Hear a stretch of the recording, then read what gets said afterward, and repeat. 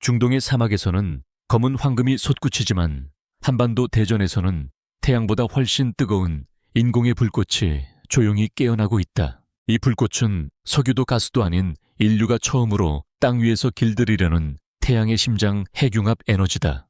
만약 이 기술이 완성된다면 땅속 자원을 가진 나라가 아닌 기술을 가진 나라가 세계 에너지의 질서를 다시 쓰게 된다.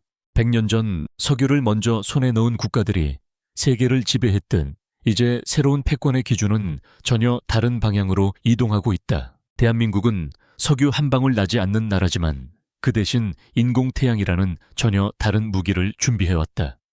패왔다. 대전에 위치한 핵융합연구시설에서는 태양 중심보다 훨씬 뜨거운 플라즈마가 기록적인 시간 동안 안정적으로 유지되었다. 이 성과는 단순한 실험 성공이 아니라 인류 에너지 역사에서 방향이 바뀌는 신호탄에 가깝다. 사람들은 아직 석유 시대가 끝났다는 말을 쉽게 믿지 않지만 변화는 언제나 조용히 시작된다. 석탄에서 석유로 넘어가던 시기에도 기존 강자들은 변화를 부정했고 그 사이 새로운 강국이 등장했다.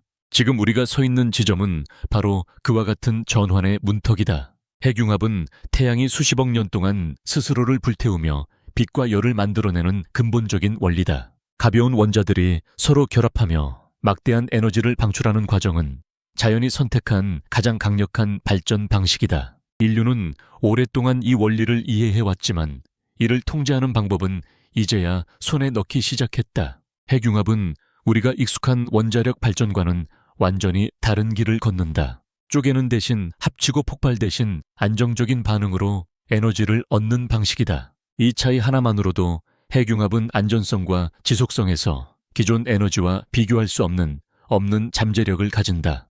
문제는 단 하나 태양과 같은 조건을 지구 위에서 만드는 일이 상상을 초월할 만큼 어렵다는 점이다. 인류는 그 해답으로 극한의 온도와 정밀한 제어라는 두 개의 관문을 마주하게 되었다. 그 관문을 통과한 나라만이 미래 에너지의 주인이 될 수 있다. 그리고 지금 대한민국은 그 문 앞에서 결코 물러서지 않겠다는 선택을 했다. 태양은 막대한 중력으로 수소 원자들을 압축해 비교적 낮은 온도에서도 핵융합을 지속하지만 지구에는 그 중력이 존재하지 않는다. 그래서 인류는 중력 대신 극단적인 온도로 문제를 해결해야 했고 그 기준은 상상을 초월하는 1억도였다. 이 온도는 태양 중심보다도 훨씬 뜨거우며 지구상 어떤 물질도 직접적으로 견딜 수 없는 영역이다. 결국 과학자들은 불을 담는 그릇을 만드는 대신 불이 닿지 않는 공간을 만드는 방법을 선택했다. 그 해답이 바로 토카막이라 불리는 도넛 형태의 자기장 감금 장치다. 토카막은 보이지 않는 자기장으로 초고온 플라즈마를 공중에 띄워 벽과 접촉하지 않도록 유지한다. 이는 자석의 같은 극이 서로를 밀어내는 원리를 극한까지 확장한 기술적 응용이다. 하지만 플라즈마는 살아있는 생물처럼 불안정해 아주 작은 흔들림에도 쉽게 붕괴된다. 수많은 국가가 이 불안정을 제어하지 못해 몇 초의 기록 앞에서 좌절을 반복해왔다. 유럽과 미국, 일본의 연구진 역시 오랜 시간 이 한계를 넘지 못했다. 이런 상황에서 대한민국의 실험 결과는 세계 연구자들에게 충격으로 다가왔다.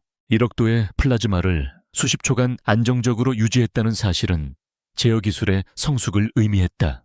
특히 그 시간이 단순한 숫자가 아니라 물리적으로 의미 있는 구간이라는 점이 중요했다. 플라즈마 내부의 흐름과 온도 분포가 안정화되는 최소 시간이 바로 그 구간이기 때문이다. 이 단계에 도달했다는 것은 우연이 아닌 반복 가능한 기술을 확보했다는 뜻이다. 핵융합 연구에서 시간은 곧 신뢰이며 신뢰는 상용화로 이어지는 유일한 다리다. 대한민국은 그 다리 위에 처음으로 발을 올린 국가 중 하나가 되었다. 다음 목표는 단순히 기록을 늘리는 것이 아니라 연속 운전의 가능성을 증명하는 것이다.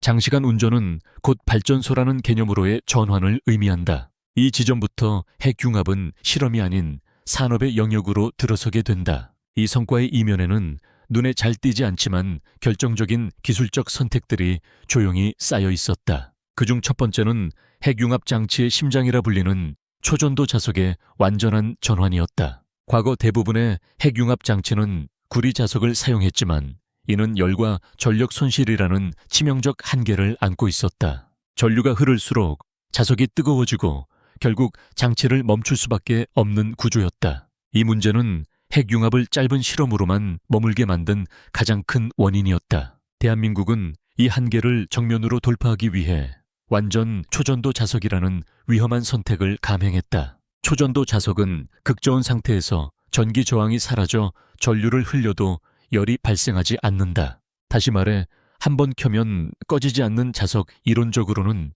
무한히 유지 가능한 자기장을 의미한다. 이 자석을 만들기 위해 니오뷴과 주석을 결합한 특수 합금이 사용되었다. 극한의 냉각과 정밀한 제작이 동시에 요구되는 세계적으로도 구현이 어려운 기술이다. 하지만 이 선택은 핵융합 연구의 판을 완전히 바꾸어 놓았다. 자석이 열에 의해 제한되지 않으면서 플라즈마 유지 시간은 비약적으로 늘어날 수 있었다. 몇 초에서 수십 초로의 도약은 단순한 기록 경신이 아니라 구조적 변화였다. 이는 핵융합 장치가 일회성 실험 도구가 아닌 연속 운전을 상정한 기계로 변했다는 의미다. 두 번째 핵심 선택은 플라즈마의 출구를 담당하는 디버터 소재였다. 디버터는 초고온 입자와 열을 직접 받아내는 장치, 내부에서 가장 가혹한 환경에 놓인 부품이다. 기존의 탄소 소재는 열에는 강했지만 귀중한 연료를 흡수하는 치명적 단점을 지니고 있었다. 연료 손실은 곧 경제성 붕괴로 이어지기 때문에 상용화를 가로막는 큰 장벽이었다. 대한민국은 이 문제를 해결하기 위해 텅스텐이라는 극단적인 선택을 했다. 텅스텐은 녹는점이 가장 높은 금속이지만 제어에 실패하면 플라즈마를 한순간에 식힐 위험도 함께 안고 있었다. 텅스텐이라는 선택은 단순한 소재 교체가 아니라 핵융합 상용화를 향한 신뢰 시험과도 같았다. 텅스텐은 극한의 열을 견디지만 아주 작은 불순물만으로도 플라즈마 전체를 붕괴시킬 수 있다. 다시 말해 성능과 위험이 동시에 극대화된 실패가 허용되지 않는 재료였다. 세계 대부분의 핵융합 장치가 이 지점에서 머뭇거렸던 이유도 바로 그 때문이다. 대한민국은 텅스텐 디버터를 장착한 상태에서 장시간 플라즈마 유지를 선택했다. 이는 기술적 자신감이 없었다면 감히 시도할 수 없는 도전이었다. 결과적으로 이 실험은 텅스텐 불순물을 제어할 수 있다는 사실을 세계 최초로 증명했다. 이 성과는 단지 국내 기록이 아니라 국제 핵융합 로드맵 전체에 영향을 미쳤다. 국제 핵융합 실험로와 미래 상용로의 설계 방향이 이 결과를 기준으로 재검토되기 시작했다. 즉, 한 국가의 실험 결과가 세계 표준의 출발점이 된 것이다. 여기서 이야기는 연구실을 넘어 국가 전략의 영역으로 확장된다. 대한민국 정부는 이 기술적 자신감을 바탕으로 핵융합 상용화 일정을 과감히 앞당겼다. 기존의 장기 계획은 현실적이었지만 변화의 속도 앞에서는 지나치게 느렸다. 새로운 목표는 핵융합 발전 실증을 2035년 이전에 달성하는 것이었다. 이는 단순한 일정 조정이 아니라 국가 에너지 전략의 방향 전환을 의미했다. 이 결정의 배경에는 폭발적으로 증가하는 전력 수요라는 현실적인 압박이 존재했다. 특히 인공지능과 데이터 센터는 기존 전력 시스템의 한계를 빠르게 드러내고 있다. 질문 하나, 연산 하나가 쌓일수록 전력 소비는 기하급수적으로 증가하고 있다. 화석 연료는 탄소 문제로, 재생에너지는 간헐성 문제로 이 수요를 감당하기 어렵다. 결국 안정적이고 지속 가능한 해답은 핵융합이라는 결론으로 수렴하게 된다. 핵융합이 다시 주목받는 이유는 단순히 깨끗한 에너지이기 때문만은 아니다. 그것은 전력을 안정적으로 예측 가능하게 대규모로 공급할 수 있는 거의 유일한 선택지다. 태양과 바람은 자연에 의존하지만 핵융합은 기술과 통제에 의존한다. 이 차이는 에너지 정책에서 결정적인 의미를 갖는다. 대한민국은 에너지를 수입하는 국가라는 구조적 한계를 오랫동안 안고 있었다. 석유와 가스 가격이 요동칠 때마다 경제 전체가 흔들리는 경험을 반복해왔다. 에너지 주권이라는 개념이 추상이 아닌 생존 문제로 인식되기 시작한 이유다. 핵융합은 연료 확보 측면에서도 기존 에너지와 완전히 다른 그림을 제시한다. 바닷물 속 중수소는 사실상 고갈되지 않는 자원에 가깝다. 이는 특정 국가나 지역에 의존하지 않는 에너지 체계를 의미한다. 에너지 공급망이 단순해질수록 외교와 안보의 부담은 줄어든다. 기술을 보유한 국가는 더 이상 에너지 가격에 휘둘리지 않는다. 여기서 핵심은 발전소 그 자체보다 기술 표준과 운영 노하우다. 누가 먼저 상용 기준을 만들고 누가 먼저 안정성을 증명하느냐가 중요하다. 대한민국은 실험 데이터를 통해 이 경쟁에서 한 발 앞서 나가기 시작했다. 이는 논문 수나 발표 횟수로는 측정되지 않는 변화였다. 산업계는 이 신호를 매우 빠르게 감지했다. 소재, 제어 냉각 전력 변환 분야의 기업들이 움직이기 시작했다. 핵융합은 더 이상 먼 미래의 연구 주제가 아니게 되었다. 그것은 준비된 산업과 국가만이 선점할 수 있는 현실적인 기회가 되었다. 기술이 산업으로 전환되기 위해서는 실험 성공보다 훨씬 까다로운 조건들이 필요하다. 안정성, 반복성, 그리고 장기간 운전 데이터가 그 핵심 기준으로 떠오른다. 한 번의 기록은 뉴스가 되지만 수백 번의 동일한 결과만이 신뢰를 만든다. 대한민국 핵융합 연구는 이 지루한 과정을 가장 먼저 통과하기 시작했다. 플라즈마를 오래 유지하는 실험은 화려하지 않지만 결정적인 의미를 가진다. 전력이 끊기지 않고 흐르기 위해서는 초 단위가 아닌 시간 단위의 안정이 필요하다. 연구진은 같은 조건을 반복하며 데이터를 쌓는데 대부분의 시간을 쏟았다. 실패한 날의 기록조차 다음 성공을 위한 설계도가 되었다. 이런 누적 데이터는 논문보다 먼저 산업계로 전달되기 시작했다. 기업들은 이 숫자들이 의미하는 현실성을 정확히 읽어냈다. 이제 질문은 가능하냐가 아니라 언제 어디까지 확장할 수 있느냐로 바뀌었다. 파일럿 규모의 발전 개념이 점차 상업 규모로 수정되기 시작했다. 출력 효율 유지 비용이라는 냉정한 지표가 테이블 위에 올랐다. 이상적인 미래보다 현실적인 사업성이 논의의 중심이 되었다. 핵융합은 더 이상 과학자의 언어만으로 설명되지 않는다. 회계 금융 공급 계약이라는 단어들이 같은 문장에 등장하기 시작했다. 이는 기술이 사회 시스템 안으로 들어오기 시작했다는 신호다. 동시에 새로운 인력 수요와 산업 생태계가 서서히 모습을 드러냈다. 연구소 밖에서 핵융합을 준비하는 사람들이 늘어나고 있다. 변화는 조용하지만 이미 방향은 되돌릴 수 없는 지점에 도달했다. 산업 생태계가 형성되기 시작하면 기술 발전의 속도는 연구실 시절과 비교할 수 없게 빨라진다. 핵융합 역시 같은 경로를 밟고 있으며 중심에는 인력과 경험의 축적이 있다. 단일 장치가 아닌 다수의 시스템이 동시에 개발되기 시작했다. 각 장치는 서로 다른 설계 철학을 시험하며 경쟁과 학습을 반복한다. 이 과정에서 실패는 비용이 아니라 자산으로 인식되기 시작한다. 실패 사례는 공유되고 다음 설계에서 같은 오류는 빠르게 제거된다. 대한민국 핵융합 프로젝트는 이 순환 구조를 비교적 이르게 확보했다. 연구기관 대학 기업 간의 경계가 점차 흐려지고 있다. 기술 인력은 한 조직에 머무르지 않고 경험을 순환시키고 있다. 이는 특정 장비보다 더 강력한 경쟁력이 된다. 동시에 국제 협력의 성격도 달라지고 있다. 과거에는 공동 연구가 중심이었다면 이제는 역할 분담과 표준 협상이 중요해졌다. 누가 어떤 모듈을 책임지고 어떤 규격을 채택할 것인가가 핵심 쟁점이다. 표준을 선점한 국가는 자연스럽게 공급망의 중심에 서게 된다. 기술 이전이 아닌 기술 참여라는 개념이 여기서 등장한다. 단순 수출국이 아니라 시스템 설계의 일부가 되는 것이다. 대한민국은 이 단계에서 후발주자가 아닌 설계자 위치를 노리고 있다. 이는 에너지 산업에서 매우 드문 기회다. 한번 정해진 표준은 수십 년간 유지되기 때문이다. 지금의 선택은 다음 세대의 에너지 지형을 결정하게 된다. 기술 경쟁이 본격화되면 결국 남는 질문은 누가 가장 먼저 신뢰를 얻느냐이다.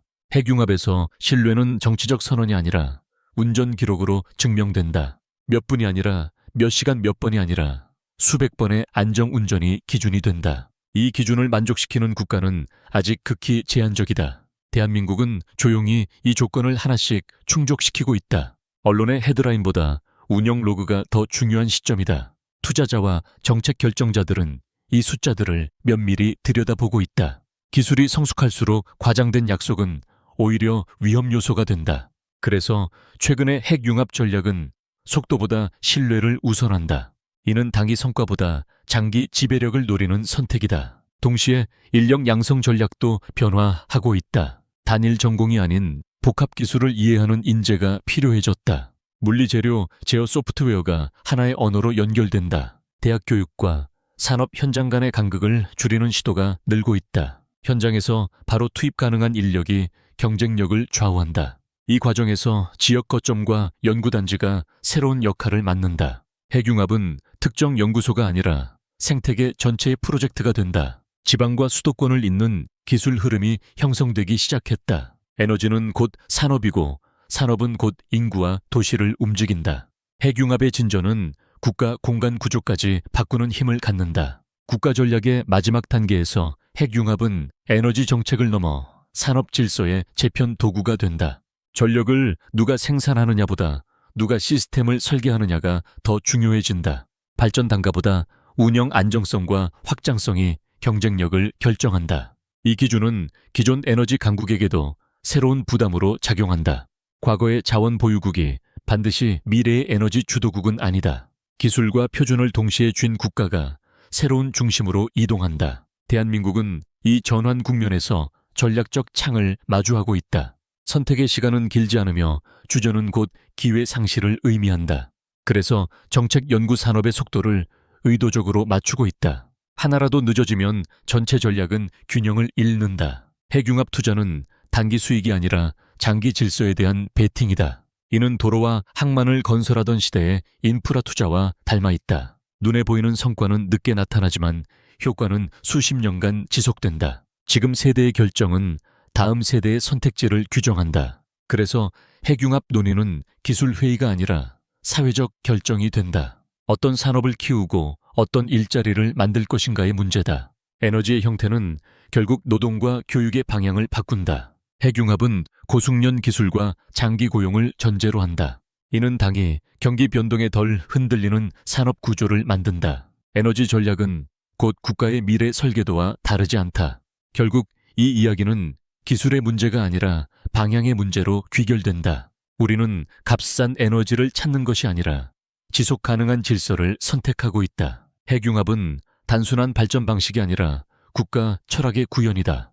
당이 효율보다 장기 안정성을 우선하는 선택이 요구된다. 그 선택은 지금 이 순간에도 조용히 이루어지고 있다. 회의실과 연구실 공장과 교실에서 같은 질문이 반복된다. 우리는 어떤 미래를 준비하고 있는가라는 질문이다. 답은 숫자가 아니라 구조 속에 숨어 있다. 에너지 구조는 산업 구조를 만들고 산업은 사회를 만든다. 그래서 핵융합은 기술 문서가 아니라 사회적 서사다. 대한민국이 이 서사의 중심에 설 수 있을지는 아직 정해지지 않았다. 그러나 기회가 열려 있다는 사실만은 분명하다. 준비된 국가는 위기를 기회로 전환한다. 준비되지 않은 국가는 변화를 두려워하다 뒤처진다. 핵융합은 기다려주지 않으며 선택을 강요한다. 이 선택은 다음 선거가 아니라 다음 세대를 향한다. 그래서 지금의 판단은 역사적 무게를 가진다. 에너지 패권은 어느 날 갑자기 주어지지 않는다. 그것은 수십 년의 축적과 일관성의 결과다.